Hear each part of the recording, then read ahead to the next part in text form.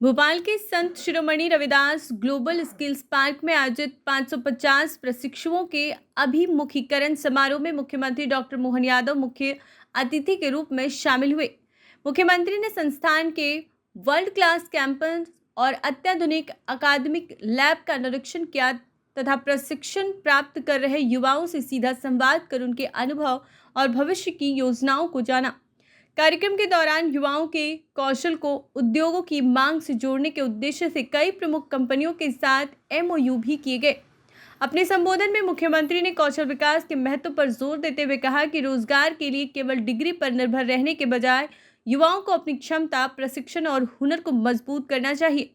उन्होंने global skills park के बेहतर प्लेसमेंट रिकॉर्ड की सराहना करते हुए कहा कि आज के दौर में ऐसे संस्थान युवाओं के उद्योगों के जरूरत के अनुरूप तैयार करने में महत्वपूर्ण भूमिका निभा रहे हैं। मुख्यमंत्री ने कहा कि कई युवा प्रतिष्ठित संस्थानों से डिग्री हासिल करने के बावजूद रोजगार की तलाश में भटक रहे हैं। ऐसे में कौशल आधारित शिक्षा और प्रशिक्षण रोजगार के नए अवसर पैदा कर सकते हैं। संत रविदास जी की 650वीं जयंती वर्ष के संदर्भ में संस्थान के नाम को जोड़ना गौरव की बात बताते हुए उन्होंने संत रविदास के हुनर, सिद्धांतों और सामाजिक संघर्ष को प्रेरणा का स्रोत बताया। मुख्यमंत्री ने भगवान श्री कृष्ण की 64 कलाओं और 14 विद्याओं का उदाहरण देते हुए कहा कि भारतीय परंपरा में कौशल और ज्ञान का हमेशा विशेष महत्व रहा है। कार्यक्रम का मुख्य संदेश यही रहा कि युवाओं के हुनर को उद्योगों की जरूरत से जोड़कर उन्हें रोजगार और आत्मनिर्भरता की दिशा में आगे बढ़ाया जाए। आज के इस कार्यक्रम में मंच पर विराजमान विभाग के मंत्री डॉक्टर गौतम टेटवाल जी, यहाँ की विधायिका और हमारी सरकार की माननीय मंत्री श्रीमती कृष्णा गौर जी, जिनको मेरे कल के कार्यक्रम के लिए यहाँ से निकलना है तो मैं उनकी ट्रेन है, उनको अनुमति देता हूँ। आप जरूर इस कार्यक्रम में जाए, आपकी ताली बजा करते हैं। इसी कार्यक्रम के एक तरह से प्रारंभ से सूत्रकार और हमारे बीच में अभी वर्तमान में मुख्य सचिव की भूमिका निभा रहे श्रीमान अशोक वर्णवाल जी,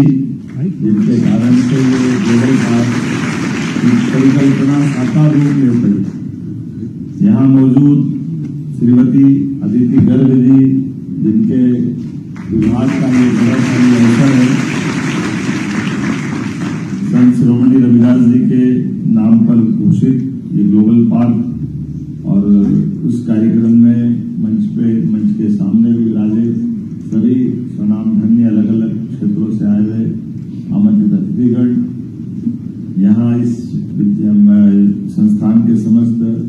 अलग अलग प्रकार के दायित्ववान प्रिय मित्रों, इस अवसर पर आप सबका भी मैं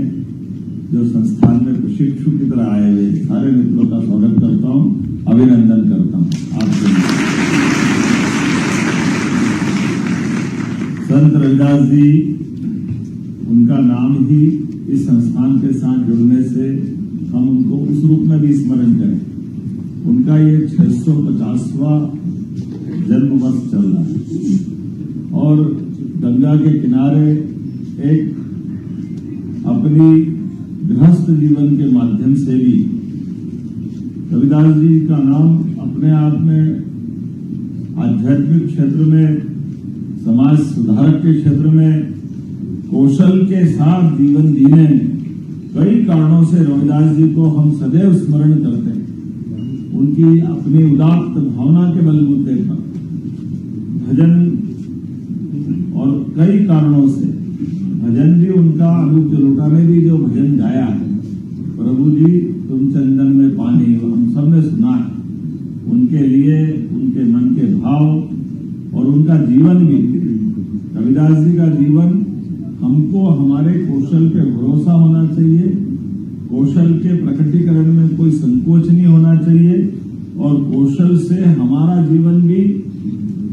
और सामाजिक जीवन का उत्तरदायित्व दोनों की पूर्ति करने के लिए वास्तव में रविदास जी का जीवन अद्भुत था। उनके अपने हाथ में, उनके जीवन में बहुत सारे प्रकार के उतार चढ़ाव आए। उस समय के छुआछूत भरे वातावरण में उन्होंने प्रभु की भक्ति करने में भी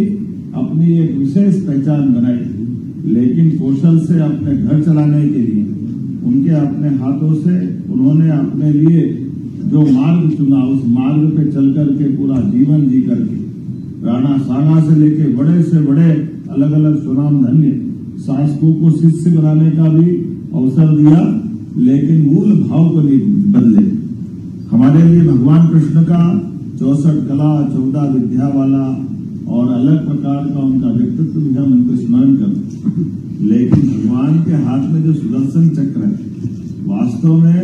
उनके जीवन भर ये कौशल के ही तो यंत्र है।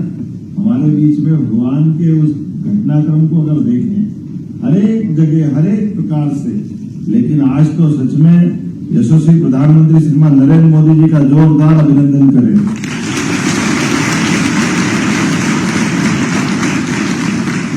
जिन्होंने अपने देश को वर्तमान के दौर में दुनिया के सामने दुनिया का सबसे बड़ा लोकतांत्रिक देश, लेकिन इस देश की इतनी बड़ी आबादी, लेकिन आबादी के साथ उसके अंदर अवसर उपलब्ध कराकर उन्होंने ये कौशल क्षेत्र को जो प्राधान्यता दी। हमें मालूम है हमारा देश कृषि प्रधान देश, हमारा प्रदेश भी कृषि प्रधान है, लेकिन केवल कृषि प्रधान से बात नहीं बनेगी। हमको अपनी क्षमता योग्यता बुद्धिमत्ता से कौशल के क्षेत्र में दक्षता हासिल करनी